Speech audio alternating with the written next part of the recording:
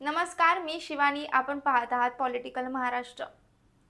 कोथरूड विधानसभा मतदारसंघात आगामी विधानसभा निवडणुकीसाठी महायुतीचे उमेदवार असलेले राज्याचे उच्च व तंत्र शिक्षण मंत्री चंद्रकांत दादा पाटील यांनी प्रचारात आघाडी घेतल्याचं दिसून येते. चंद्रकांत पाटील यांना उमेदवारी जाहीर झाल्यापासून ते मतदारांपर्यंत पोहोचण्यासाठी विविध पद्धतीने प्रचार करतायत. आज मतदारांच्या भेटीगाठीसाठी चंद्रकांत पाटील यांनी रिक्षातून प्रवास केला. राज्यात सगळ्याच पक्षांची प्रचाराची गती शिगेला पोहोचली आहे. चंद्रकांत पाटील हे बाईक रॅली, कॉर्नर सभा, सोसायटी भेटी यासारख्या विविध कार्यक्रमांच्या माध्यमातून ते मतदारांशी थेट संवाद साधतायत.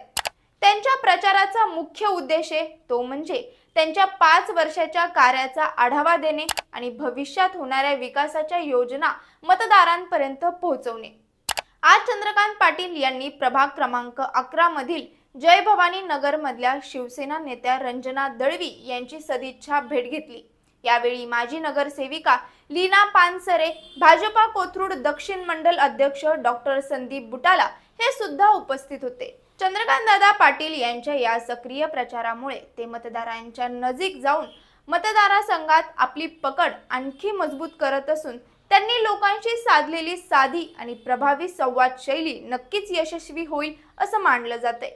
यावर तुम्हाला काय वाटतं हे आम्हाला कमेंट करून नक्की सांगा आणि असेच व्हिडिओ पाहण्यासाठी पॉलिटिकल महाराष्ट्र या पेजला लाईक करा, फॉलो करा. धन्यवाद.